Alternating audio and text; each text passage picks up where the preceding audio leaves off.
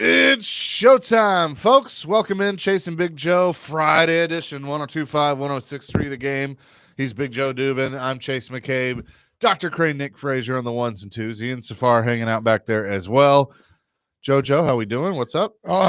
Excuse me there, buddy. It's a Friday, man. It's excited. It's gonna be a good time this weekend with the Nashville Cats on Sunday. I mean, it's just shaping up to be the best weekend ever. Donaldson Pike's looking good over there. I finally went through there the other day. It's not that bad. I mean, it is different, but it's like you have to pay attention. It's a little bit of a mind bleep. Yes. Because I'm like, where am I? Like, I have no idea. It's something. So be careful when you go through there. I mean, we like different new things, and that's what that is. So, just be careful driving through there. You know, I'm also like fascinated by closed, abandoned roads. And like, you know, when you drive by like the old part, and it's like, man, it's so crazy. We were just driving on that. Now we're not. It's something over there. I mean, there's so much construction and orange barrels everywhere. So if you're having to go to the airport, hey, pack some patience. Pack some patience. You know what? Construction on Donaldson Pike is just like our lives because we're always under construction. We are. That's a good one, man. Isn't that good? Right there. There's orange barrels around my heart. They're true. Today, let me get it out of the way.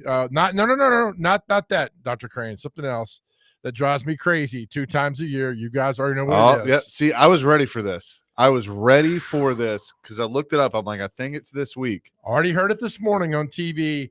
Folks, today is not the longest day of the year. Now, I've had some people chirp at me like, there's 8 extra seconds. My watch says 12 to 12. It's 24 hours every day. Today's not the longest day of the year. Let's get it out of there. Hey. Today's the longest day of sunlight. That's it. Not the longest day of the year. Joe, you should know this. You get eight extra seconds. That's kind of a big deal. For Rick Pitino, it is. So let's stop it. Today's not the longest day of the year. And December, it's not the shortest day of the year. So I feel better now. The solstice. Thank you. The summer solstice. So today is officially summer. It sure is. Welcome. Now that means that the daylight gets a little bit shorter here on out, right? Why do you want to do that? Let's just take in today. Okay. Well, I'm just asking. I'm just asking how the science works. I'm the dumbest guy you know, so don't ask me a lot of things. So let's just embrace second today. Second dumbest. Let's embrace today. There's some dumber people. Not many, but yeah. Anywho, we do have a packed show today. Going to cover a lot of different ground. Chris Sanders is going to join us at 9:15. We didn't really get his thoughts on minicamp and all that stuff, so we'll do that. At 9:30, we're going to talk to Michael Oher. How about that? Nice. As they got an event going on with NFL alumni that he's a part of, so we'll talk to the former Titan and Raven and Ole Miss star coming up then. At 10, Greg Wyshynski will put a bow on the Stanley Cup final and kind of look ahead to the Predators free agency and the draft, which is coming up. The draft's next week. I can't believe that. Is it really? It is. And then at 10:30, Sean Henry's going to join us because you mentioned the Cats. They're in Clarksville. Plus, the Predators have a lot of cool events going on. So we're just going to cover a lot of different things today. I like it. So let's do it, man. Do it. Let's hit it. Da-da-da.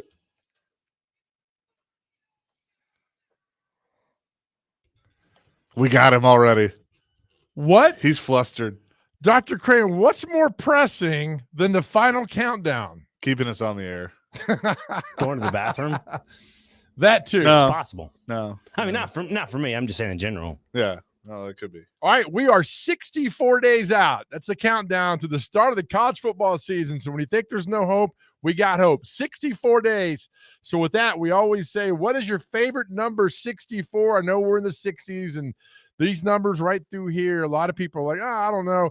Number 6, there is a great number 64 that Sean Henry, if you're listening right now, you know exactly who I'm talking about. Number 64, my favorite number 64, Jim Burt with the New York Giants. He was the guy that wore the jersey so tight. The 6 was stretched out. The 4 was stretched out. That's my favorite number 64. So, can I ask you this question? Yes, sir. With it being Friday, could some 63s and 62s be thrown in? Yeah, if you want to. Because 63 for me, Mike Munchak. Yeah, that's a good one. Yeah, that's the first one that comes to mind for me. A 64, that's a little tougher. Hall of Fame wise, there's Joe DeLamalure, played in the NFL. Jerry Kramer, Randall McDaniel, played for the Vikings, great player. George Blanda wore number 64. And Dr. Crane's favorite quarterback, Y.A. Tittle, wore number 64. Incredible. Incredible really? back in the day. Yeah, they could wear any number back in the day. And then they said, all right, you can only wear these, and these. So, yes, number 64 to do that. I'm trying to think. I always go back to colleges, in Knoxville, who's a 64, 63, or 62, you want to throw out there. Only 62 in the Hall of Fame, only two guys at number 62, Jim Langer and Charlie Trippy. That guy's crazy. Trippy. Big time. So that's it. Hit that mic, man. I'd like to. Honorable 63, Mike Ribeiro. I don't know if he's honorable, but yeah. Honorable mention. Was he 63? He was. He was the skinniest professional athlete I've ever seen in my life. Yeah. Yeah, he was. He was something. That's for sure. 615-737-1025. That's our phone and text line, driven by WilsonCountyHyundai.com. The Pacers absolutely dominate Oklahoma City to force game 7. The Pacers needed that. They needed a performance like that, but I'm worried now, if you're pulling for the Pacers, like a friend of mine is, that did you use it all up going back to Oklahoma City on Sunday? You have a friend that's a Pacers fan? I sure do. She is born and raised in Indianapolis, Indiana. Got any other questions? Does she have a Pacers shirt? Yeah. Does she talk Pacers when they were terrible? Yeah. Okay. 100%. Does she own a pacemaker? No. Okay. All right, just making sure, because this is bandwagon time. I know. Okay. Yeah. All right. She passes. All right. Yeah, she's from there. I need to hear it. Like the Alabama fans, when you say, who was the coach before Nick Saban? You're not an Alabama fan. Just stop it right there. All right, good then. Passes the test. 5593, a 63 Stanley Cup winner, Brad Marchand, who just won it. It's good. Oh, here we go. Ben says, it's technically the longest day of the year because it's tied for first with the other days. Thank you, man. That's pretty good. Yes. Al says, I was told that today is Chase and Big Joe's longest show of the year. Help us all. Every show is we're going 8 seconds longer, which is a really big deal. Yeah, it is a huge deal. Yeah. So yeah, thank you for getting that out there, folks. Yeah. So any TV anchor or the weather people love to say that too as well. They always get it out there. And so today's not the longest day of the year. Every day's the same. 615-737-1025, our phone and text line, driven by WilsonCountyHyundai.com. So yeah, game 7 on Sunday. I don't watch NBA. We know this. I know. But I'll watch game 7s because it's not every day you roll up on a game 7. I don't mind it at all. Yeah. Sunday night, Oklahoma City. Yeah, right. I mean, game 7's like the 2 best words in sports. Game 7. How long? This series has been 2.5 weeks, right? Months, actually. 2.5 months. Started in April. It's been 2 weeks yesterday. Yeah. Good Lord. Game 7 of the Cup final would have been tonight had it gotten that far. It's just odd hockey in late June, or mid-June. I will say this, in keeping up with what and we'll ask Greg Wyshynski this, what the Florida Panthers have been up to the last couple of days since winning the Stanley Cup, you could trick them into a Stanley Cup game 7 because they're so out of it right now. Are they? Oh, they're on another. They've beat that poor cup to hell. I guess I would too. Yeah, I mean, it's like it's got a chip in the top of it and like dented at the bottom. What this is a question for another day. We'll do it next week. But where would you take the cup? Because you get 24 hours, right? Yeah. It would have been so cool back in the day, taking it to Opryland. Yeah. Oh yeah, walking around. Yeah. Is there a time frame like 8 a.m. to 8 a.m.? Yeah, you kind of work it out. Okay. And one of the keepers will show up and hang out with you all day with it. Tootsies? Yeah, I mean, I'd probably just take it honky tonkin'.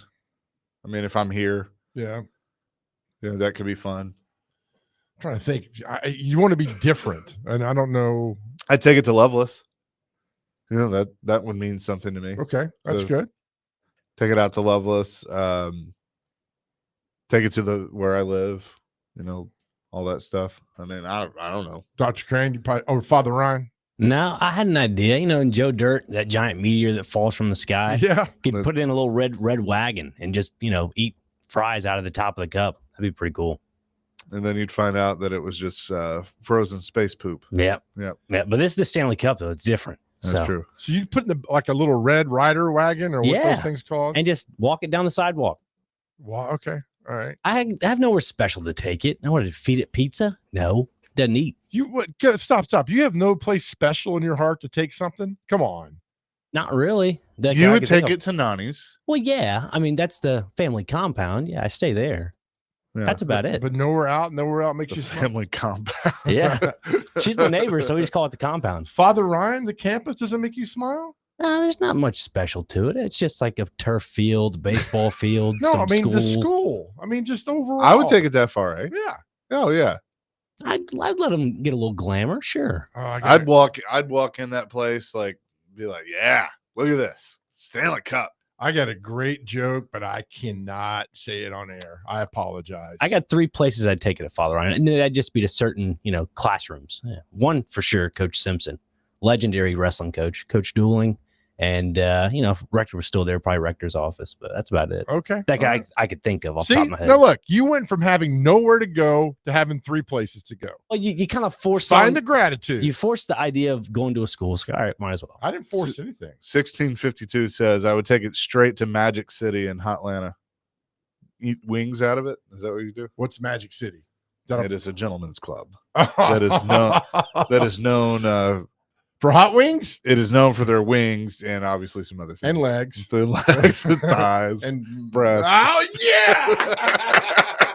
Yes. Oh, that's awesome.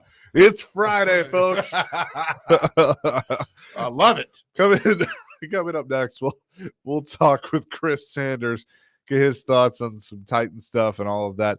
Do that on the other side. Chasing Big Joe, 102.5, 106.3 The Game.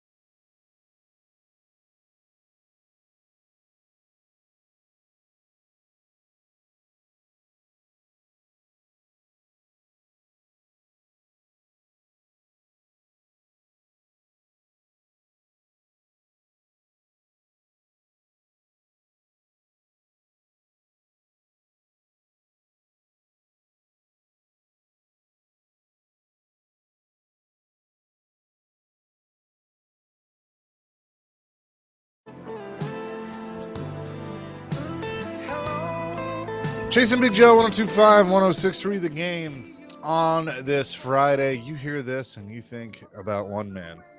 He's a great man at Montgomery Bell Academy. Christopher Dwayne Sanders joins us now. Our favorite, our forever Titans wide receiver. Chris, how you doing? Appreciate it, man. Man, I'm actually doing good. Had a good night's sleep, man. Last night I watched some of my favorite shows. Like, I don't know if y'all watched The Wall or Family Feud, and Press My Luck, man. Hey, love it. Had a great Game night. Show Network is where it's at. Oh my gosh, it's the best. So good.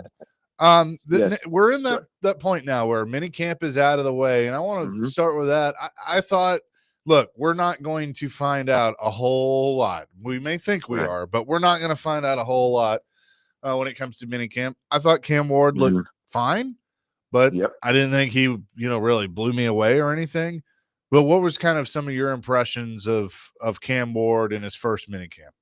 I went to watch him a couple of weeks ago, and I just wanted to watch how he was going to handle the pressure. How was he going to, win over his teammates? And just watching him win over his teammates, I thought was really, really good. And there's two things that I love that he did. Number one is he looked comfortable out there. I mean, when I say comfortable, I'm not saying he made all the right reads or made all the right choices in throwing the football, but just the comfort level that he has with his coaches, the comfort level that he has with his receivers, the comfort level that when he's going against the defense. And then the second thing, his decision making was pretty good. I mean, I looked at the situation when they went 7-on-7 in the red zone, and he's making his decision before the ball is even high. So those are the couple of things that I really, really love about Cam Ward. I'll tell you this too. Joe and I were at a professional fighters league last week, and Will Levis was sitting in front of us. Some of the other Titans were there. J.C. Latham was there, Tony Pollard, and a few others. And I was really impressed because there was a point where he was introduced and the crowd was very mixed, but he smiled. He kind of took it in stride. And anybody that came up to him, he shook their hand. He took a picture. He signed an autograph. He did everything you would expect him to do. I know this has got to be a difficult situation for him, but at least on the outside, it seems like he's handling it correctly. Yeah, I mean, it is a tough situation because last year you were the guy, and the year before that you were supposed to be the guy. Then all of a sudden they go draft, a number one draft pick. I mean, listen, I don't care what anybody says. That is a tough situation. I remember in 1998, when they went and drafted Kevin Dyson, then they brought Yancey Thigpen, and I went from starting to being now to the number 3 to number 4. But I had two choices. I got a choice to get better, or I had a choice to get better. So what I did is I had to make sure my body language didn't show that I was upset. My body language couldn't show that I was mad at the coaches, because inside, I'll be honest with you, inside I wanted to fight everybody. But as a professional, I had to get better and master my craft. And I think Will Levis is doing a pretty good job, because inside, when you're a competitor, you want to win. You want to be the starter. But the way you handle things is handle it as a professional and master your craft. And I think that's exactly what Will Levis is doing. Chris Sanders. My guy! You ready? How you doing, man? Oldie but a goodie.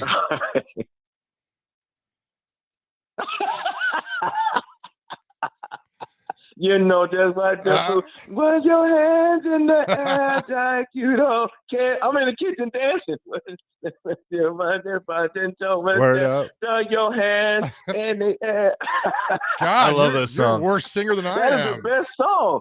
Hey, the only thing is, I wouldn't wear it here, though. I wouldn't wear the cup thing. No, it's called a cod piece, and we need you to wear it every time. We need you to wear it Sunday at the Cats game.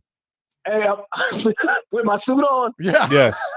Oh, it'd be epic on that. Hey! I will get handcuffed if I walked in there like that. Yes, you would.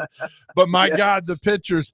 I was talking. I got friends who coach college football. You remember when you reported? When did you report to Ohio State? What time of year?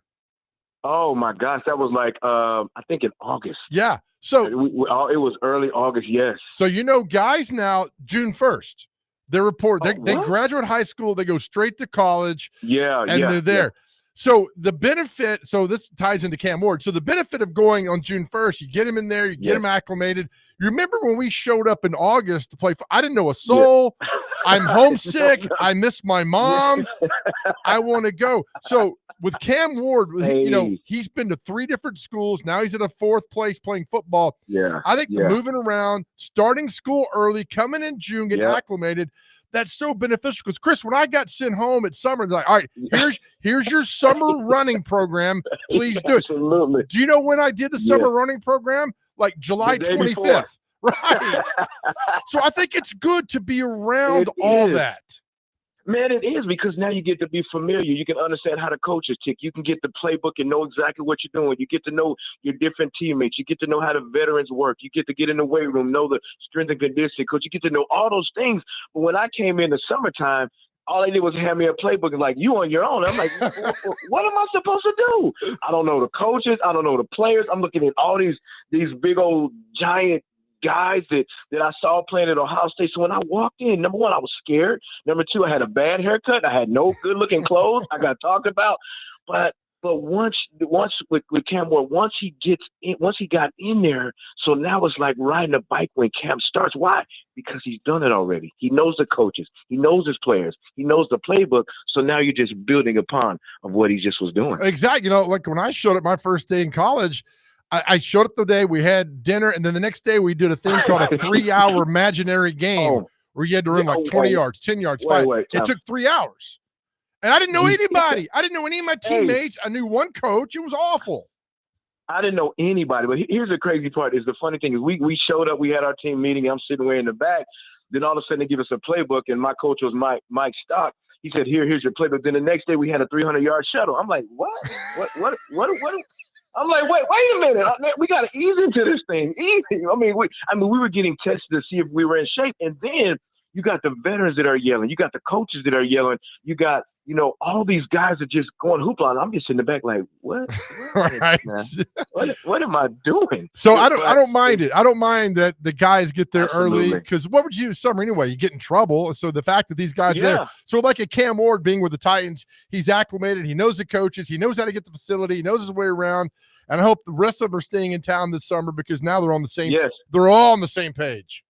Yeah, because you want to. It's all about how do you build. You want to build relationships, and the way you build relationship is spending time with each other. I think it's phenomenal. It's not nothing out of the norm. Yes, they're staying here because you have a quarterback, you have wide receivers that want to win. You have an organization that had 2 dismal seasons, a couple of dismal seasons, but now you got to figure out a way to win. And how do you win? You got to start to do things different. You got to build relationships. You got to do things that you've never done before. Get into the meetings early in the morning. Spend time with your receivers, looking at film. All those things that you didn't do before, you got to do something different to get the different results. So I think it's a great job. It's great leadership, and that's exactly what the Tennessee Titans need. Talking with Chris Sanders. Real quick, Chris, Yes. I look at kind of some of the stats that came out of these open practices in minicamp, and one that was Chikakonkwo caught 13 passes in the 5 open practices, which was the most of anybody. That's great. It doesn't mean anything, but it does show you that the rookie quarterback is doing what all rookie quarterbacks do. Yep. And that's relying on the tight end. So is that something to pay attention to going into training camp, of the chemistry between Chig and Cam Ward? I think it is.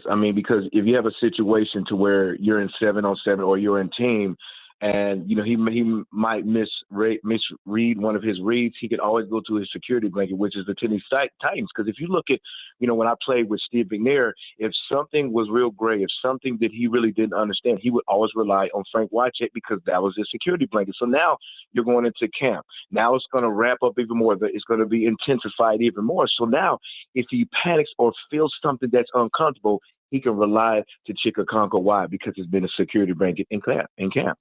Chris, great stuff as always. Have a fantastic weekend. Man, I appreciate it. Love y'all so much. Y'all have a good one, guys. We'll see you Sunday. Okay, sounds good. Bye-bye. Chris Sanders, Forever Titans wide receiver, joining us here on the program. Coming up next, we talk to another former Titan. Michael Oher is going to join us. We'll tell you what he is up to on the Chasing Big Joe show, presented by the Omni Nashville Hotel, 102.5, 106.3 The Game.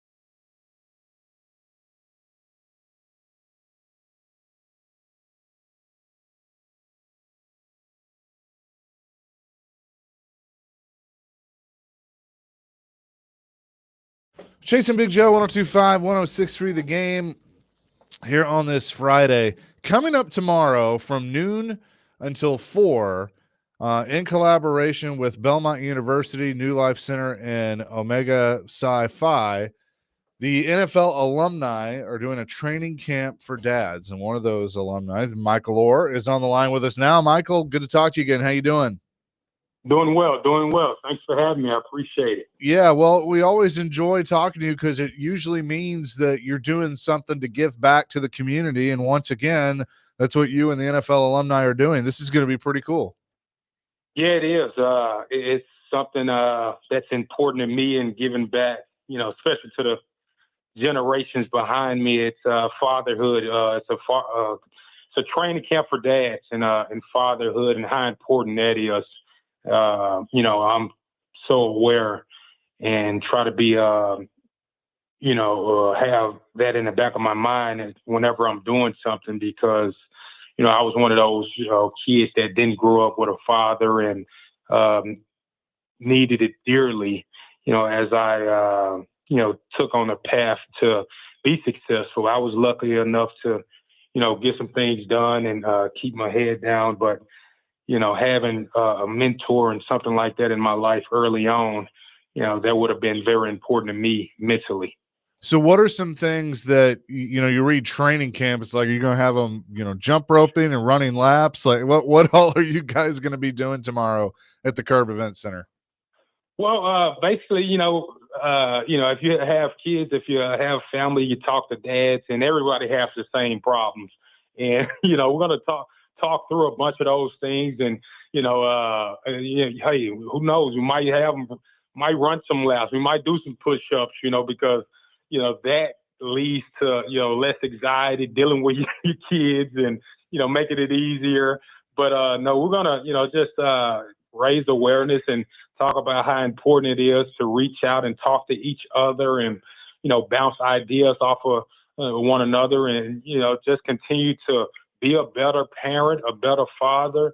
And like I said, it's very important. And there's so many young men and young girls out there, young boys and girls, boys in particular, who are very important in what I talk about. They need dads and fathers in their lives more than ever, especially the times right now. So we'll just talk about those things and just, the ideas and, how to keep making this thing better for everyone. I absolutely love it. Michael Oher is joining us on the Chasing Big Joe show. Michael, you are a Super Bowl champion. I always ask this question to people that won a Super Bowl. Where is your Super Bowl ring?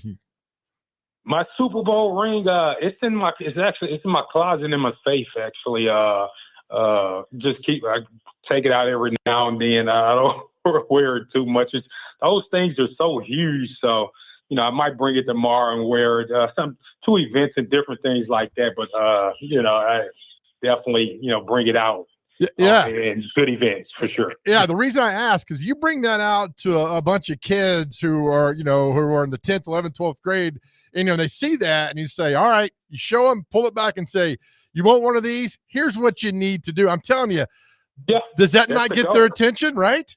That's the goal. That's the goal, man. And that's what I always say, when I talk about things, that if I would have had someone like me to come around and just to be able to touch, and man, you're talking about the motivation that would have gave me. I would have said to myself, okay, wow, it's possible. Let me put my head down. Let me do what the coach say. Let me do what the teachers say. Let me do what my parents say. And I'm going to get after this thing. So, you when it's tangible, when you can see it, you start to believe it. It's there. Yeah. And you continue to do the right thing, man. And day after day, the process seems so long, but it's really not. But if you have something that you can see that's there and that end goal, man, it makes that journey so much easier. It does. I tell people in my life, besides my mom, two things that saved me were the Lord and football. and I'm, like you, football gave you direction, it gave you discipline, and it gave you accountability. Did it not? It also, when I started playing varsity football, 8th grade. We were terrible. That's the only reason I started on the team.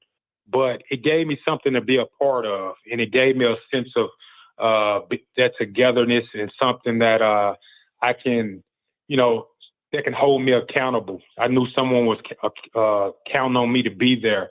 And that's one thing that gave to me.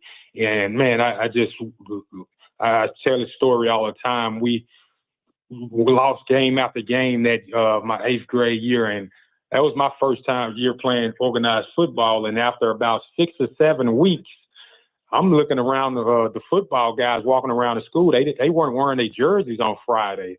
And I'm like, what the heck is going on? And I'm wearing my jersey every Friday. I'm proud. Even though we're not winning, I'm proud. And, man, I was just happy to have that jersey on my back. And, it built, toughness and even, losing all those games. If moving forward, I don't care if we were up 50-0. Man, until that clock hit 0, I was worried that we might lose. So, right. That's what sports does to you. And if you don't, that's what I tell young people. If you don't make it, or if you don't, go first, it can be just high school or whatever it is. It builds something different inside you that makes life way easier than than it's tough. But man, that being a part of a team atmosphere and others holding you accountable and knowing that, you have to be somewhere and that other person needs you, man, it makes life easier. We're talking with former NFL offensive lineman Michael Oher here on the Chasing Big Joe show. 2009, your rookie year with Baltimore. It was Joe Flacco's second year, but your offensive line was relatively young. You obviously played right tackle and maybe a little bit at left tackle that year. Did it kind of make it easier that the quarterback was going into his second year, basically this kind of the same as you guys, that you could all kind of grow up together? Because the Titans are going to see that now with a young O-line and obviously a rookie quarterback. Yeah, I saw that. I think we had guys, a lot of like-minded individuals, especially on the line. I mean, we had Matt Burke, he was like in his 12th year, second, third year guys. More, we had guys, man, who were mentally worked hard, loved fundamentals, loved being tough. And what I think about with young quarterbacks, they got Bill Callahan, who I think is the best offensive line coach in the last 10 years in the NFL. And you can do your homework on that. And when he left the Cowboys, you see where that line went. When he left Cleveland, you see, and on from there. I think he's the best I've seen, especially in the last 10 or 15 years. I've been around some good ones, but he's the best in developing and getting guys to play great ball. And I think when I think about Cam Ward, I think about offensive line play. And I think the quarterback coming in from college, or any quarterback, if a sack is given up, I don't look at the offensive line. I look at the quarterback first. I look at where his depth is. I look at, his sense of urgency in the pocket. And I think the most important thing is for a young quarterback, or any quarterback, it doesn't have anything to do with it. It's about studying, but it's that sense of awareness in the pocket. It's not, people say clocks in your mind. You can't be talking about a clock, because a clock is 1,001. You have to be 10 seconds ahead. You have to be twitchy in that pocket and having that sense of urgency, depth-wise, being where you're supposed to be as far as footwork. And you have to be almost in fast forward as a quarterback. And I think when I look at quarterbacks, the only guys who had that right there, I think, was, when I look at it, Peyton Manning was one of them, Drew Brees, Tom Brady. Now, all those guys are great, and some other quarterbacks have it. But, if you don't have that sense of urgency, and being where you're supposed to be in that pocket, it's always going to be a long year. And I think that's what happened to young quarterbacks. They think they have all this time in the world, but, their game's moving 1,000 miles per hour, and you have these pass rushers on the outside. I mean, these guys aren't your normal 15, 20 years ago guys. These guys are running like linebackers and DBs, right, and all that kind of stuff now. So, the quarterbacks and, the line, I think the line is going to be, fine. But, it's that sense of urgency from everybody. That's what I tell my kids, my son, and everybody. You have to have a sense of urgency every day, even in walkthroughs. You can't walkthrough in the walkthrough. You have to be intentional about everything that you do when it comes to NFL football, man, and life in general. That it all applies. So, it comes down to just that right there. I don't mean to ramble, but No. Football is very complicated, and I can go another 30 minutes on it, but I'm not. But that's what it comes down to for a young quarterback, I think. Absolutely. We're talking to Michael Oher. Michael, you played for Ed Orgeron at Ole Miss. How many times did you look at your teammates and say, "What the hell did he just say?" Well, I think I understood him a little bit, quite a bit of deal because we kind of speak the same language. You kind of understand things, man. Coach O, he was definitely a different guy. But if you were one of the guys that he loved, a physical guy, a guy who was coming to work every day was a game day. So we got along quite well. I remember a few years ago, he was telling somebody that I was one of the greatest practice guys he ever been with because I gave it 1,000 miles per hour. But, you always heard him coming down the hall or in the building, and you always went the other way when you heard his voice. Because, you never know what might happen. But man, he got after it. And, if you were his guy, you were his guy. But Jesus, if you weren't, man, I wouldn't wish that on anybody. You played with two of the greatest linebackers who I think in this generation. You played with Ray Lewis in Baltimore, but specifically Patrick Willis at Ole Miss. I've heard stories about him in practice just giving everything he had. What did you learn from those two, from Patrick Willis and Ray Lewis in practice, Michael? Well, Ray Lewis, he was, he'd already had his leg. You kind of like that, and you get around him, and you're just in awe all the time. That's great. It's one of probably the best inside linebacker to ever play the game. But being with Patrick as a young guy, it's all about when coaches are trying to put teams together. You want like-minded individuals, like I said earlier, and you want guys that's every day's a game day. When you're in that team meeting before practice, you want to be a little bit nervous. Game day you're nervous.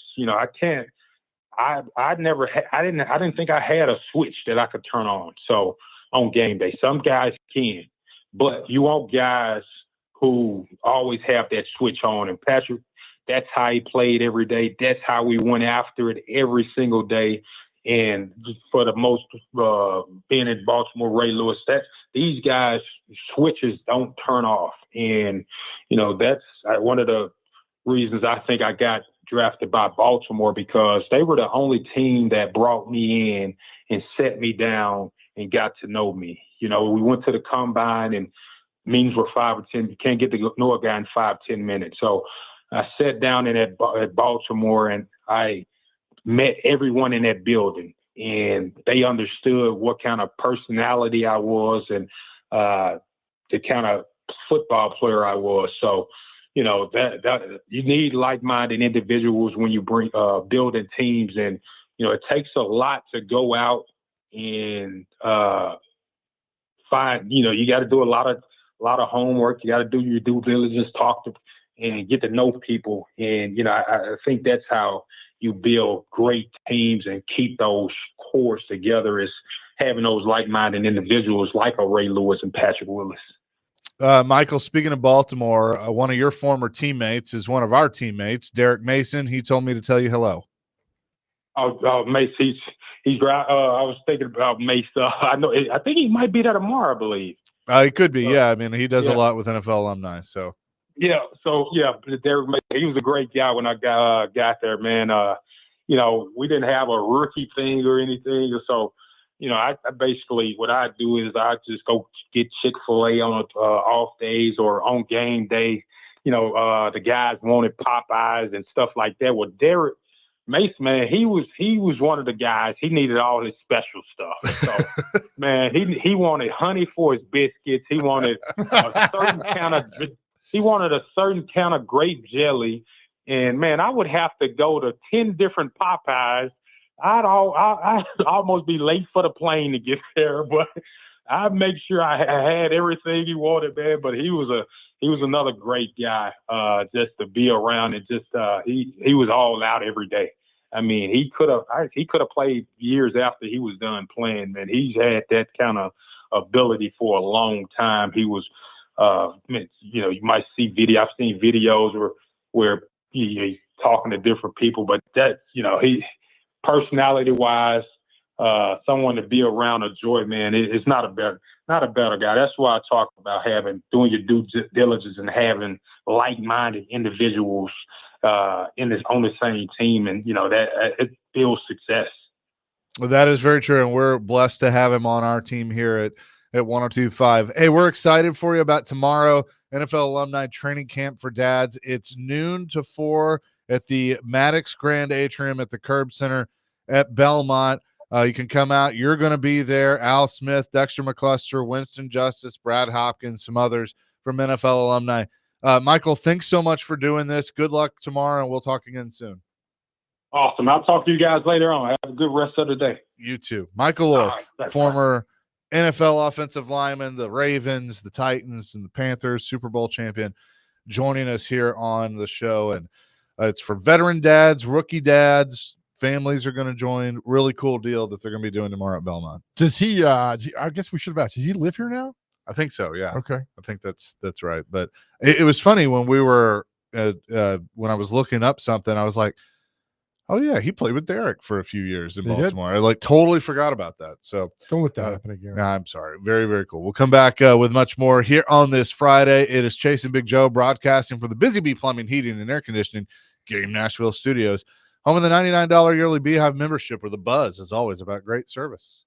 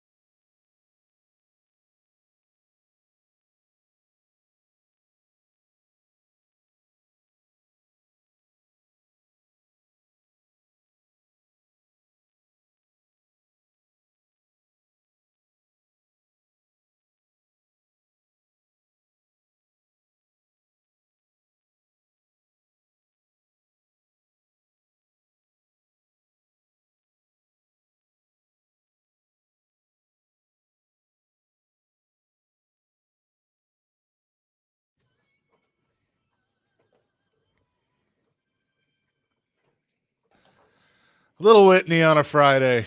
Ah, so good. That's old school heart you got there, Dr. Crane. That's 1987-88. Thank you. Isn't there a rumor this is about someone? I think it's about you. I don't know. See, I think it's Joe's love letter to somebody. It might be. To the boss man. Huh? Something like that. David James. Hey, tune in tonight. Oh, boy. Tune in tonight to ESPN 94.9 The Fan. The Nashville Sounds will take on the Iowa Cubs. Pregame at 6:20. First pitch at 6:35. Coverage also available on the Game Nashville app and at thegamenashville.com. And Sounds Baseball is presented by Twin Peaks and Family Leisure. Went over there last night. It was a beautiful night for baseball. Isn't there some Cub pitcher coming down in a rehab tonight or tomorrow? Is there? I haven't heard that. Dr. Crane, do you know this? I do not. Not aware. He's I don't remember his name, but evidently he's come down. He's very popular. Was somebody Shota Imanaga, that guy? Is that who it is? the Japanese pitcher. Yeah. Is he good? Very good. Is he pitching tonight, or did somebody put it out there last night? Yeah, he's pitching tonight. That is correct. So evidently a lot of Cubs fans are going to see him at the park tonight. It was packed last night.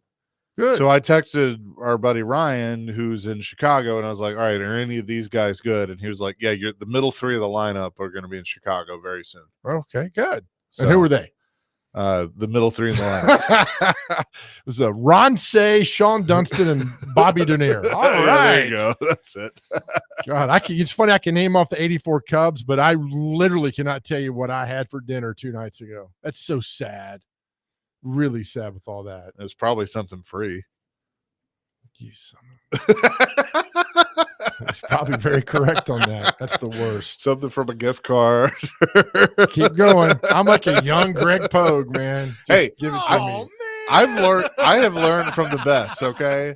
I mean, every shirt I wear was given to me. Yeah. Every meal I eat was from a gift card that was given to Why me. not, that's, right? Look, I'm with you. Yeah, might as well do all that. Take advantage of all those. That go If it's on. free, it's for me, and I'll take 3. Oh, That's- exactly. That's the saying as it goes. With all those, yeah. So fun catch up with Michael Oher. I mean, that's Yeah. that's a guy that, somebody's like, why didn't you bring up the blind side? How many times has he been asked about that? Right. I mean, it's just, and like we like talking about other things with him. I mean, I know that's one of the things he's known for, Yeah. but there's other stuff to discuss. Exactly. Coming up next, we'll talk some hockey with Greg Wyshynski, put a bow on the Stanley Cup final, and also kind of look ahead to what's next for the NHL, the Predators specifically. Do that here on Chasing Big Joe, 102.5, 106.3 The Game.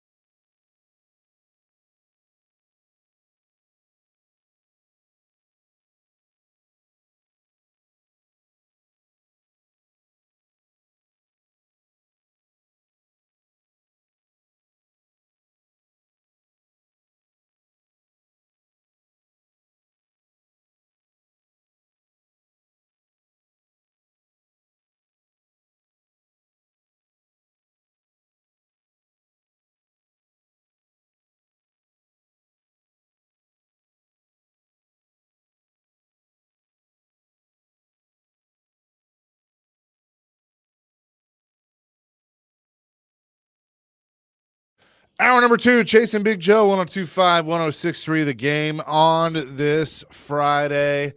Moving fast and furious on today's show. The Stanley Cup final came to an end. I was really hoping there'd be a Game 7, but there was not. We bring in our next guest, Greg Wyshynski, who is on the line with us. And, of course, he joins us usually on Thursdays, and we moved him to today, so we appreciate that. Greg, how you doing? You know, some of us who had a flight to Raleigh and then a flight to Calgary and then a flight to Edmonton the day after Game 6, we're okay with it ending in 6. We're okay with the series ending exactly where it ended, and going to the beach the next morning was okay. I promise you that is the last travel lament you will hear from me for at least another year. Hey, it's certainly okay. Greg Wyshynski, brought to you by Old National Bank. Get old. You know, I know this may sound like a silly question, but when you look at the year overall, I mean, this was not the same Florida Panthers team, at least early on, that we saw win the Stanley Cup last year. They had to get better as the season went on. They took advantage of some of the LTIR rules and made trades and added, Marchand and Seth Jones. Did the best team win the Stanley Cup, or did the best team right now win the Stanley Cup? Yeah, I would say the best playoff team won the Stanley Cup, because you're absolutely right. I mean, they're kind of Sam Bennett, who won the Conn Smythe, is kind of the personification of this team. You know, he's a guy who has never scored 30 goals in the regular season, but you watch him in the playoffs and you're like, this guy's going to be in the Hall of Fame, right? It's like right. The night and day of it all. And that's kind of the Panthers, like they don't blow you away in the regular season sometimes. Especially not this season when they were nursing injuries and Ekblad had the PED suspension, and they're kind of just trying to figure out where the pieces fit before they mount another, run at the Cup.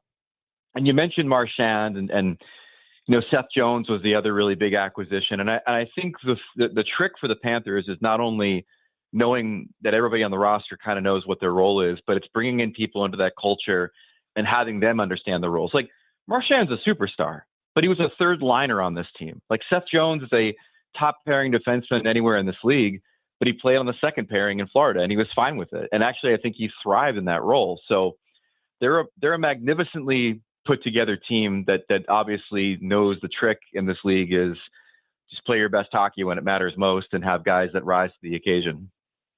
On the other side of things, Greg, Edmonton, 2 years in a row, they lose to the Florida Panthers in the Stanley Cup final. You once again have McDavid and Draisaitl, two of the best players in the league that, aren't winning the Stanley Cup. What's next for Edmonton? Next for Edmonton is coming to grips with what was said yesterday, the 4 words heard around the world from Connor McDavid after he extolled the virtues of the boys that he's played with and going for the Cup and how exciting it's been to try to do that in Edmonton. And then he said, with that being said, and then talked a little bit about how he's got to do right by himself and his family and have, make a decision that's going to be best for him to try to win the Cup. And again, this is the first major moment in a negotiation that is ongoing. He can sign a contract after July 1st. He's a free agent, not this summer, but next summer. This is the first moment where I think you started to see the flop sweat on the foreheads of Oilers fans, thinking, oh my God, could it be possible? Could it be possible, decades after Wayne Gretzky went to the Los Angeles Kings, that the other generational talent that they've had come through, Connor McDavid, could maybe one day not be an Edmonton Oiler? I'll say this. It's been clear, it made clear to me behind the scenes that just because Leon Draisaitl signed that massive contract did not mean that was the guarantee McDavid was going to stay. I think he's curious about other opportunities. This is an Oilers team now that has had 2 kicks at the can, and both times clearly did not put a championship quality team around their star players. I mean, the fact that they didn't know who was going to start in goal in Game 6 was a joke, right? Like, what are we doing here? So again, like, this is the first moment in which the rest of the league probably arched an eyebrow and started wondering if there was an opportunity for McDavid to ever leave Edmonton. I still think the odds are long that'll happen, but if it ever happened, my God, it would be our version of the LeBron decision. You know what I mean? Oh yeah, for sure. Greg Wyshynski is with us. Our midday host, Willie Donick, of course, is the TV play-by-play for the Predators. made a comment the other day, and he's since kind of said, maybe I got a little carried away with it. But he said if UC Saros was on the Edmonton Oilers, they would have at least one Stanley Cup. He said 3 initially, but he's revised it to say at least 1. Do you buy that? Because goaltending clearly was a big issue. Dude, if Thomas Vokoun today were on the Edmonton Oilers, they probably would have had a cup by now. Like anything is better than what they were throwing out there for the last 2 years. No, it's absolutely right. I mean, their goaltending has been less than replacement level. The times in which Stuart Skinner has played well have been few and far between. And I think the times in which they've played well with him in net, it's because they're playing well in front of him. Gets pulled in 2 Stanley Cup final games in Florida, and then, does not play all that well in the elimination game. If they had replacement level goaltending on that team, they probably would have won the cup at least one of these years, but it just didn't come to fruition. But their problems go beyond that. I mean, you look at their back end, it's not very good. The loss of Zach Hyman to injury, which was a huge, huge loss for that team, really did expose the lack of depth beyond the top 2 lines. And, there's other problems beyond the goaltending. But again, like, you come back to this idea that it's game 6 of the Stanley Cup final, and you're just kind of like, should I throw out the 33-year-old journeyman who's on his 6th team in 10 NHL seasons, or the guy that got pulled twice in the series already in this arena? And it's just like, you marvel at that being the situation that Connor McDavid finds himself in. That's okay, Greg. My back end is not good either. So, but we're working on it to get there. Greg Wyshynski, ESPN.com. Greg, closer to Nashville here, Roman Josi comes out announcing today that he's got POTS. I'm not going to try to pronounce it, but the symptoms include a fast heart rate, dizziness, and fatigue. He's set to play for Switzerland's Olympic team. Would that be a good thing? I mean, I don't know this disease. It sounds like they could have it under care and everything like that. But is this something maybe he shouldn't do? Should do? I don't know. Well, I mean, that's a question for a lot of players when it comes to their health and tournaments that exist outside of the NHL. I mean, Austin Matthews is a good example where the Maple Leafs were really hoping that he wouldn't play in the Four Nations tournament because of the injuries that he was dealing with this year. But it obviously meant so much to him, and he was the captain of the U.S. team, so he went ahead and played. Everything I've heard indicates that Josi is going to be ready for the start of the season. So by virtue of that, you assume that it'll be something he can have under control. He'll have played a few months in the NHL, and then he goes off and plays for Switzerland. But again, you make an excellent point, and it's the real tough thing about the Olympics being right smack dab in the middle of the regular season, which is that these teams and these players all have to make difficult decisions sometimes with regard to their health and with regard to what's important. But I once had a conversation with a player who's a non-North American about whether it was more important for him to win a gold medal in the Olympics or the Stanley Cup. And I couldn't even get the word cup out of my mouth before he said gold medal. I mean, it is that important to these guys that grew up watching Olympic hockey to represent their country, to have a chance to do, to win a medal. And so I think if he can do it, he'll definitely do it. And I think that it sounds like he'll be okay for the start of the season. Matt Duchene, nice little contract, 4-year extension, $18 million. Too bad that couldn't have been in Nashville and they didn't work it out. So, good for Matt Duchene. Yeah. I mean, point per game player last year at his age in Dallas.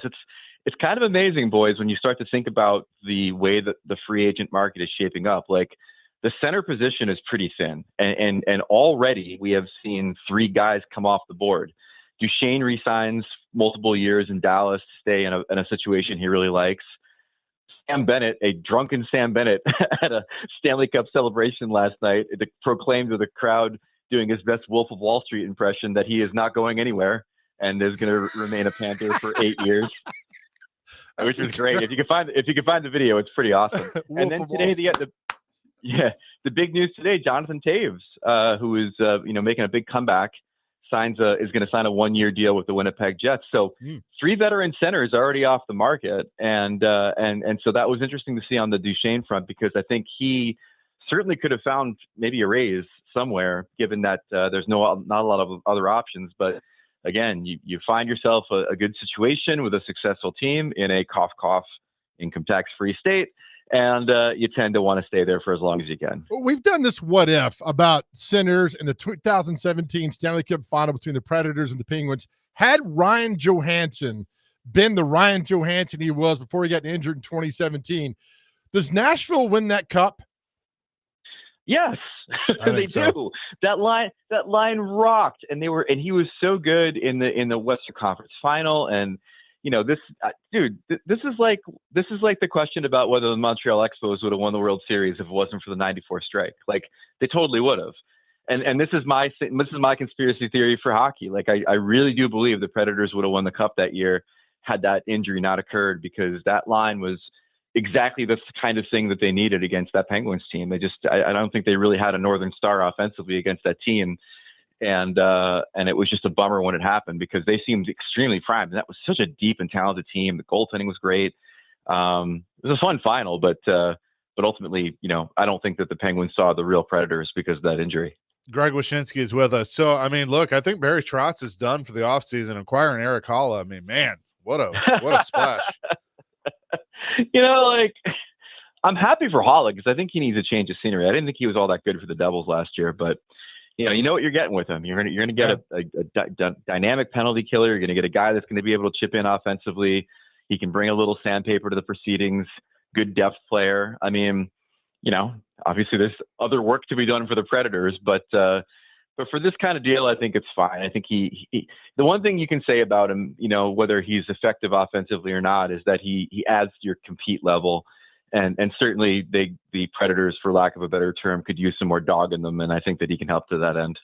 I totally agree with that. And I like Halla, the player. He was good the year that he was here, but that was a while ago. And I think a lot of Preds fans are just a little confused on, they know there's a plan. Barry Trotz has said there's a plan that he's following, but it's okay. Are you getting younger, or are you still trying to be in the now? And it kind of feels like he's trying to do both, and maybe he'll be able to pull that off with all the draft assets that they have. 9 picks, I think, in this draft, including 3 first-rounders. But yeah, they're still an older team.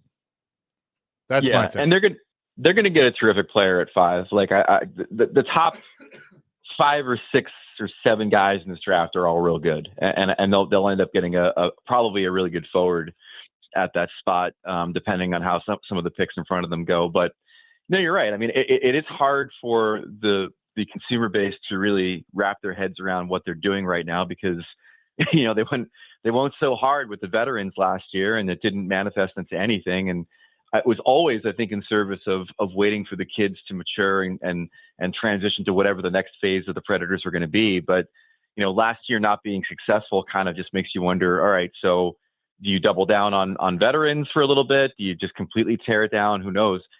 The one thing I'm really curious about is Marchessault. It didn't really fit. It didn't really fit. I mean, he's got, obviously, I think, some control in where he could go, but you look at what the Panthers rather just did, and they have a team built of guys like Marchessault, like guys that are pretty good in the regular season, but then they get into the playoffs, and all of a sudden it's like every single game this guy does something to make it work for you. And I think that's such a valuable asset. And I think the teams that are on the precipice of maybe winning would love to have that guy aboard. And so that's the chip I'd love to see them play in the offseason. I really think he's got value, and I really think that the return could help them. It's just a matter of finding the right deal and the right fit for him. You probably know this answer better than I do. What was his relationship like with Pete DeBoer in Vegas? Well, that's a loaded question, because everybody's relationship with Pete DeBoer is good at some point and then horrible at the end. So I don't know exactly how things left with him and Pete, but I know for a fact that there was always some tension between Pete and players in every stop that he's had. But the thing about Marchessault that I love is that he's not exactly the parallel to Marchand perfectly, but the way he talks, he's somebody who's extremely unfiltered when it comes to things like officiating and opponents and things like that. He's got a bit of a mouth that if you're a team that needs someone like that in the room, he's great at it, much like Florida needed Marchand. And then obviously his skill set for the playoffs is great. And he's got proof of concept for how good he could be in the playoffs. So I think he's a player of value, maybe not in an off-season trade, maybe as we get closer to the deadline next year, that's the move. But I definitely think that if you're looking to transition to the younger team, I mean, that's a guy who could bring back some pretty decent assets, I think. Oh, yeah, for sure. Greg, appreciate it as always. I know we're kind of approaching the the off season. Got the draft next week and free agency, but appreciate it. And we'll see kind of what happens from here. Absolutely. Thanks for having me. Greg Wyshynski joining us here on the program, brought to you by Old National Bank. Get old. We'll react to some of those things and what it kind of means moving forward for the Preds. Coming up next, Chasing Big Joe, 102.5, 106.3 The Game.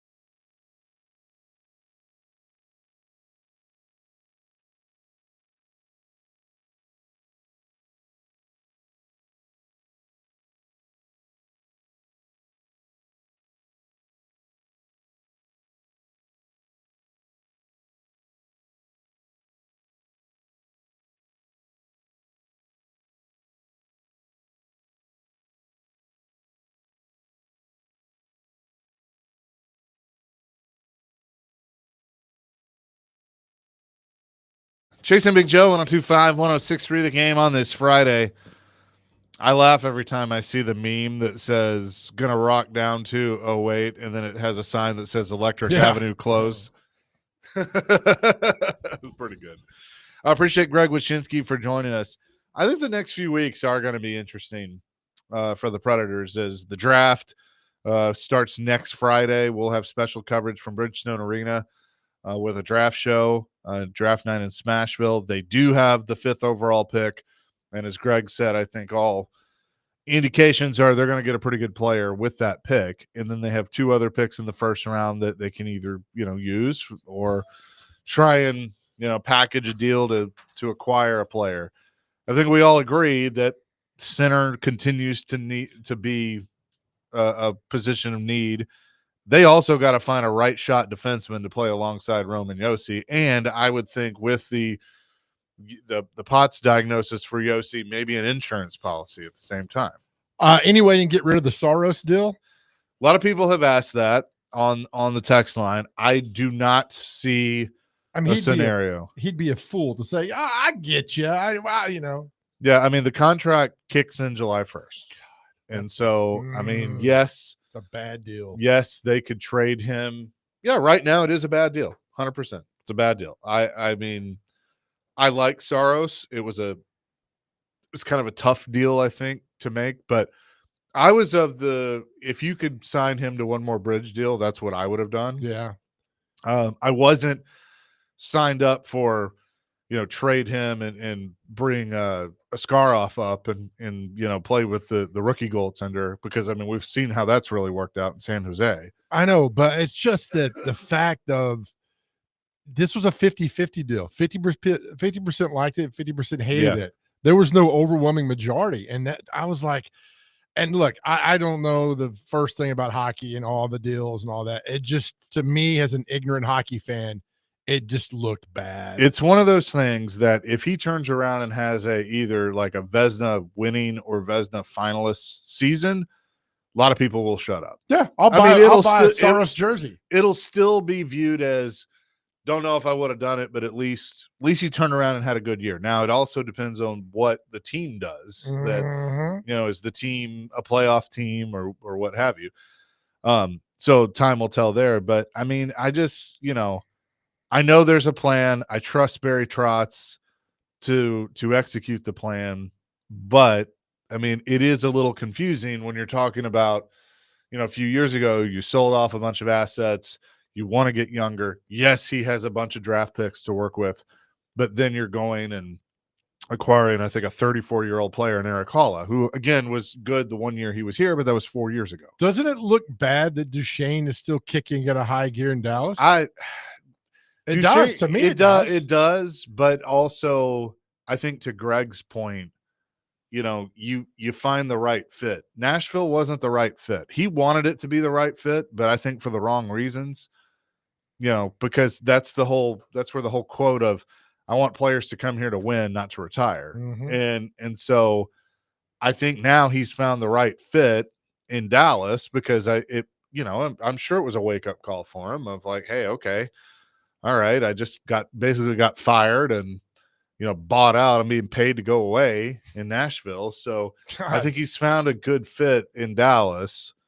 For Preds fans, I mean, that one still stings. I would love for you to come here and say, hey, I'm paying you to go away. I'm like, all right, man. I would love that. Any business I've ever worked at, right, pay you to hit the road. Love it. See you guys. So I mean, yeah, it definitely stings. As for the Predators, I don't see them. Barry Trotz has said that I don't see them being super active in free agency. They don't really need to be because of what happened last year. Just, either trades or I mean, if you can find the defenseman, right, and that's what you really, really need. Centers don't grow on trees. I think you're going to get that at 5 overall. So, okay, last year they spent all that money, signed all the guys on July 1st. It was the highlight NHL Network and all that. All right, so now it's over, done with. Now we just it can work, right? I mean, it can work. They could all come together like we thought last year, right? Give me some hope. So, yeah. I mean, give me some hope. I'll be curious if whoever they pick, which if you're going by the rankings, it's going to be a James Higgins, who's a center from Boston College, or Anton Frondell, who's kind of a center or right winger. That's probably where it lands. Higgins is the one I've heard about the most. Who? James Higgins. He's a college hockey player. He's kind of fallen down the rankings a little bit, but he's the one that might land at 5 and hopefully can be your top center of the future. What about package all 3 and trade up to number 1? I doubt they'd be able to pull that off. Who's got number one? Atlanta The Islanders. Islanders. Yeah. Matthew Schaefer, who's a defenseman, would be. And see, that's another question. It's like, well, they don't need a defenseman. Well, they might need a defenseman. What about Vern Fiddler's kid? He could be at the back end of the first round Be or kinda the cool. early second round. Now, don't draft him because the story's cool, and I think Trotz is a lot smarter than that. No, but it would be kind of cool. Let's see. He is kind of looking at this ranking list. He is ranked 26th, right-handed defenseman, Blake Fiddler, son of Vern. So, Preds pick where in the back end of the draft? Around there. Okay. Let me pull that up. for Fifth you. pick, and then some play 2 picks later in the first round. They have this year. Oh, that's not what I want. I'll have to look it up during the break. That's okay, buddy. I got it for you, but Appreciate I'll look it up. Coming up next, we're going to talk to Sean Henry, the CEO of the Nashville Predators. Big weekend in Clarksville. We'll tell you about that and much more. Chasing Big Joe. But right now, as we do that, let's give away something, shall we? Caller number 5, in honor of the 5th overall pick for the Preds, will win a 4-pack of tickets to the FIFA Club World Cup match at Geodis Park this Friday. 615-737-1025. Caller number 5 right now, 615-737-1025.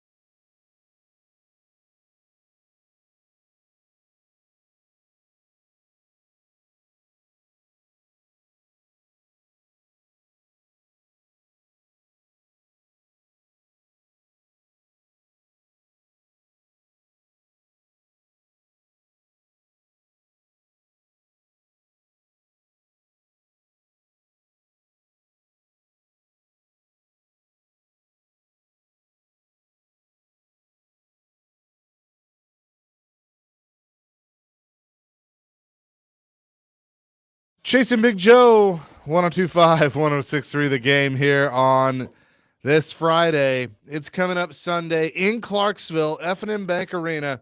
The Nashville Cats in the playoffs against the Southwest Kansas Storm. Pregame at 4, kickoff at 4:30. You can listen to Big Joe and yours truly on Totally Hits 93.3. We say hello to the CEO of the Nashville Predators who joins us now, Sean Henry. And Sean, we're excited to take another trip to Clarksville to the beautiful F&M Bank Arena. I know it's going to be fun. It's going to be awesome. I actually thought you guys were going to keep me on hold until Sunday. Good gosh. Yeah, sorry about that. Whatever. You got all those commercials put in. Pretty impressed with new partners, too. Yeah, Sunday's going to be great. I look forward to seeing you guys up there. And, playoffs are always good in any sport. But when you get a chance to, take that great game into Clarksville, that new building, it's really special. And the whole city's behind it, the whole region. It's going to be a fun day. What was so cool last week is we got there and there were like a group of people that, I don't even know if they had been to a Cats game yet, but that were like, hey, we want this in Clarksville. Like, this is cool. We got a team here, playing in this arena.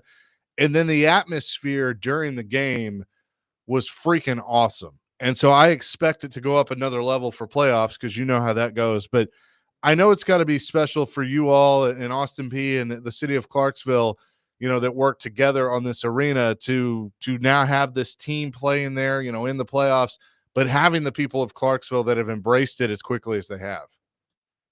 Yeah, it's an amazing area. It really is. It's Smashville North or Stashville, depending on if you have Austin P flavor. But Mayor Golden, the mayor of the county, is so passionate, just like Mayor Durrett was. And that guy embraces everything we do, everything that's good for the area. I think he's throwing his own party at 2:00 in the town square, before the game.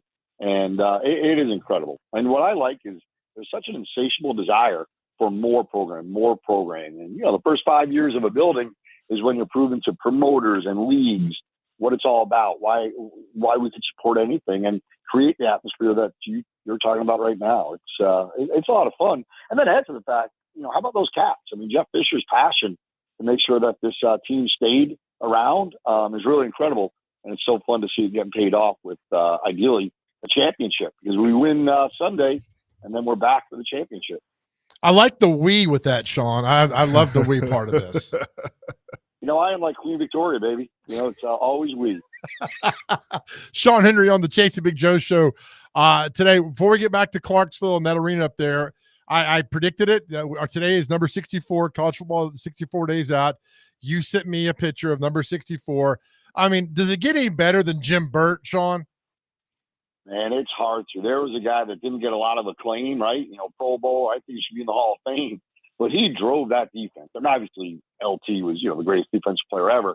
Harry Carson's on that team and Johnson, all great, great players. But for me, it really started with Jim Burt.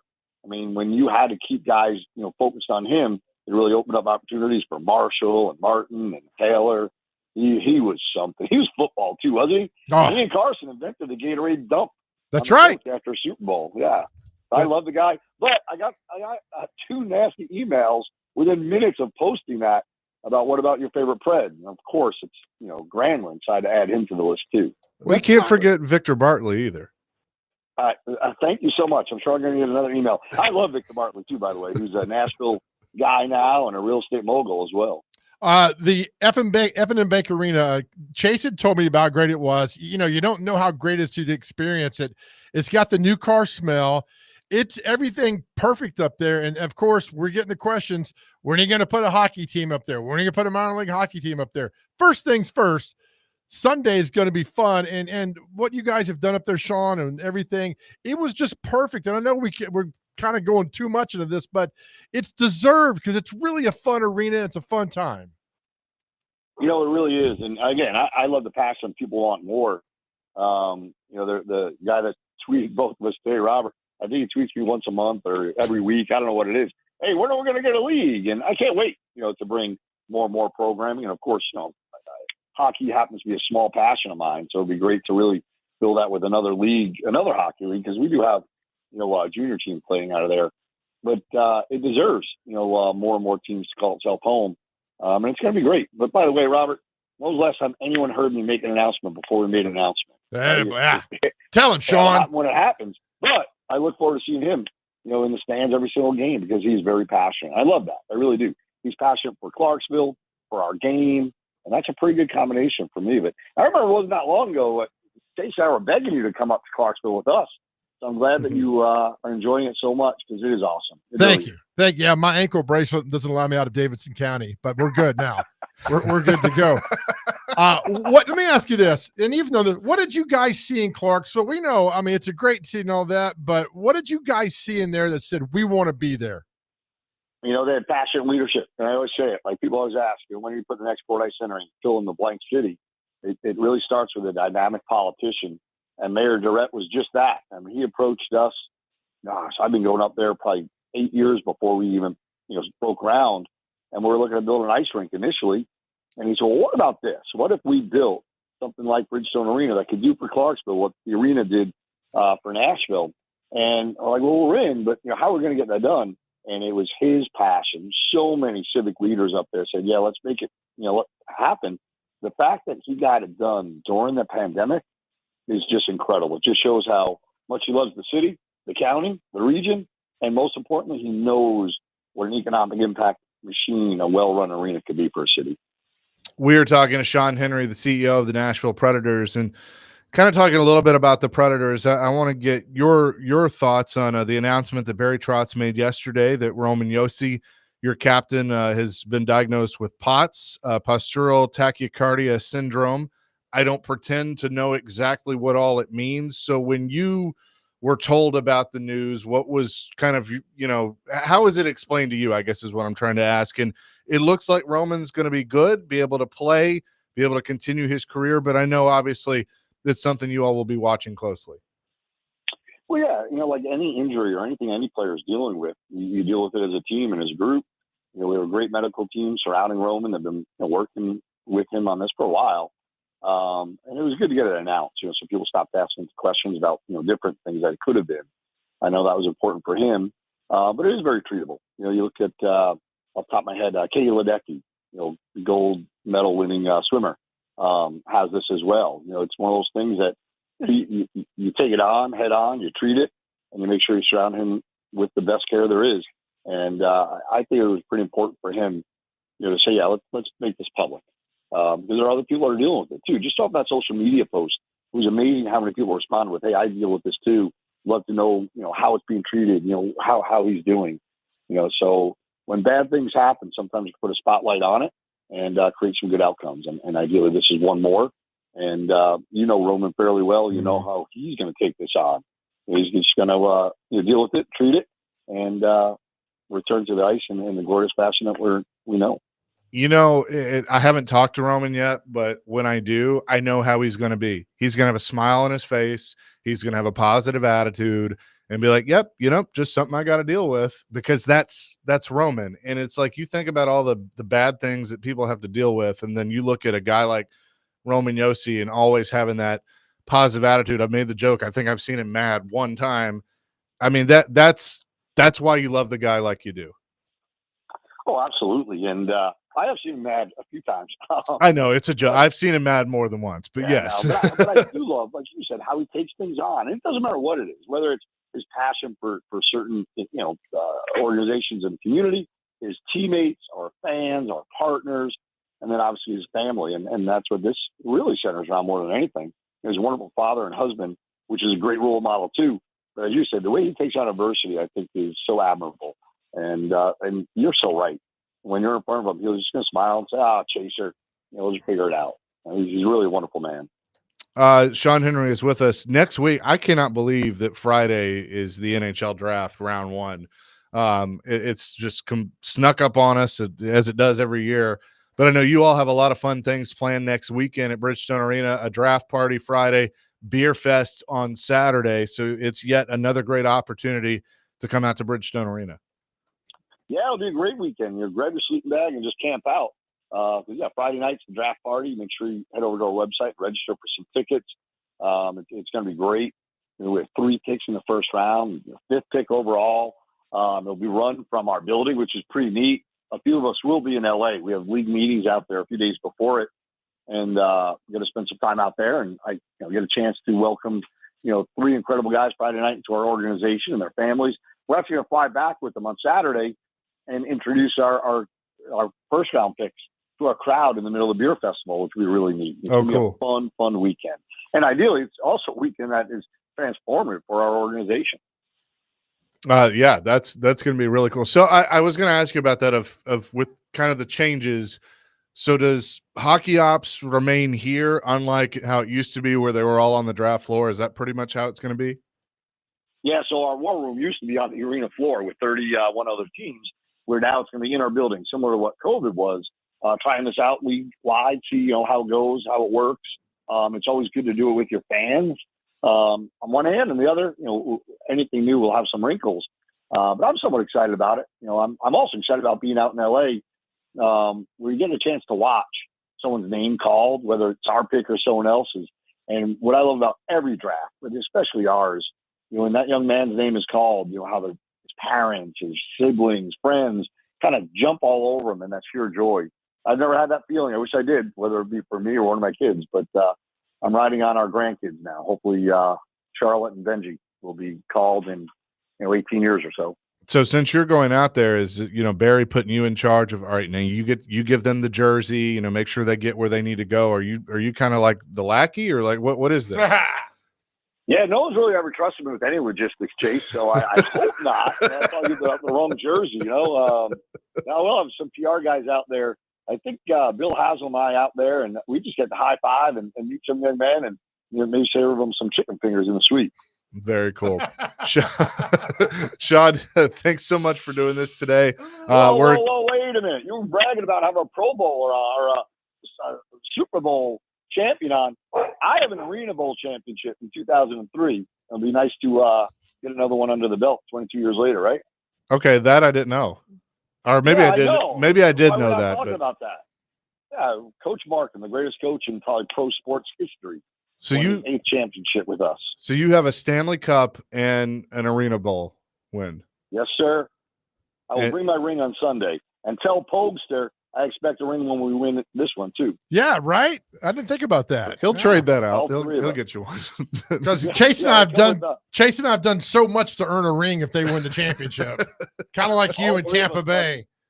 Yeah, we were down there doing all the work for him. He'll probably give us a bottle of barbecue sauce or something like he's going to do. Were you? That's great. Were you also with the Pistons on one of their championships, or no?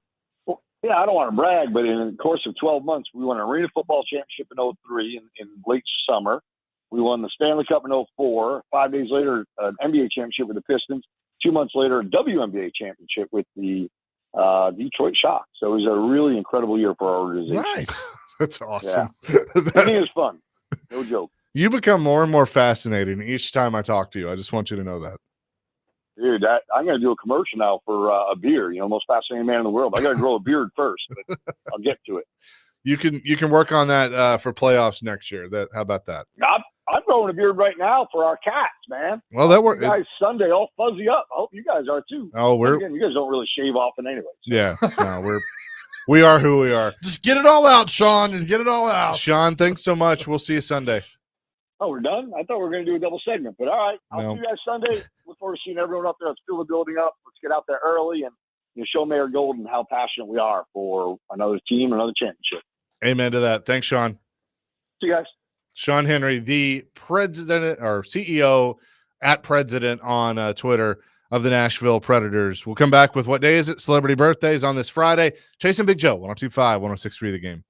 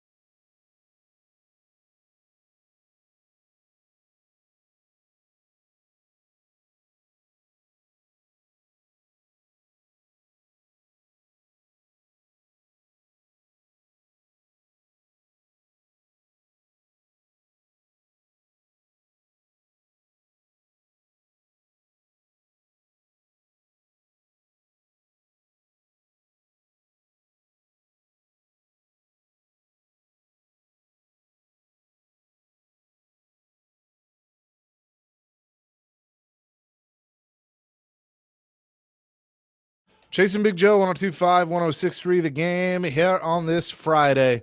Hope you're having a great start to your day. Have a wonderful weekend.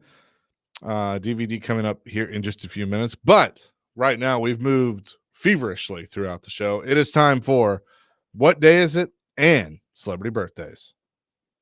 It's brought to you by Jarrett Companies, Inc. All of your commercial construction needs under one roof. JarrettCompaniesInc.com, above and beyond industry standards. All right, gentlemen. First on the list, we have American Eagle Day. So shout out to the Eagles. Ann and Samantha Day. Not sure who those. Samantha? Ann and Samantha, yeah. Oh, Ann and Samantha? Yeah. I dated a Samantha, not an Ann. Joe?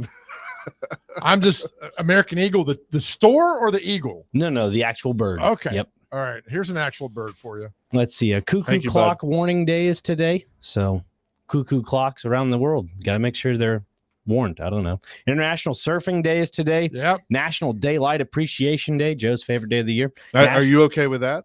I am, because it's the longest day of daylight. Oh, okay. You almost said it. Nope. National Day of Prayer for Law Enforcement Officers. It's good. Always good. National Flip Flop Day. Not a flip flop guy. I love flip flops. Oh, really? You're an open toe type guy. I mean, around the house and on the beach. Yeah. I mean, not like here. I hate feet. So that guy right there, watch out. National. We're not doing this one. Yeah, we are. It's National Cunye Aman Day. It's some type of bread. Okay. I'm not gonna. National Ice Cream Soda Day. National Seashell Day. National Smoothie Day.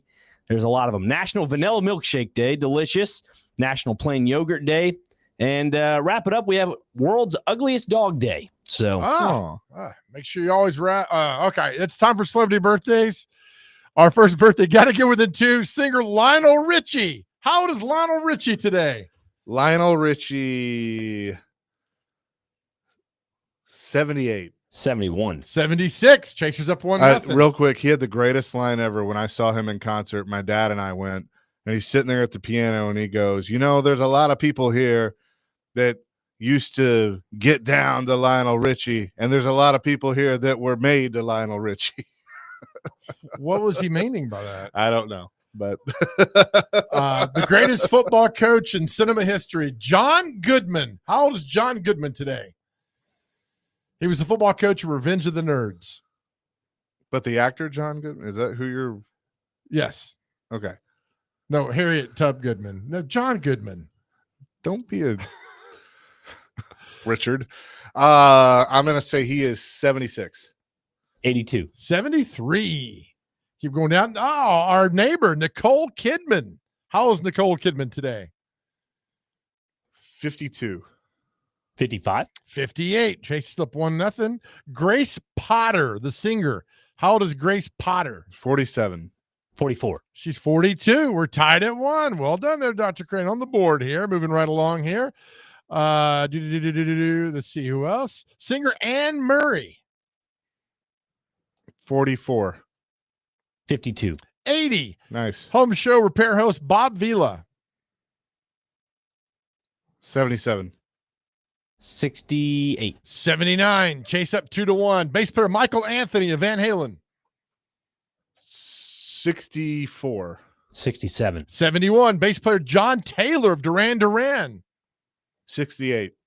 72. 65. Bass player Murphy Cargus of Sugar Ray. Is this bass player day? Just to answer the question. 55. 60. Oh, he's 58. Dr. Crane ties it at 2. Singer Dan Tominski saying Man of Constant Sorrow, not George Clooney. He did, and he's also a member of Alison Krauss's band. 56. 62. 58. Chasers up 3-2. Actor Josh Lucas. He does all the Home Depot commercials. 43. 45. 54.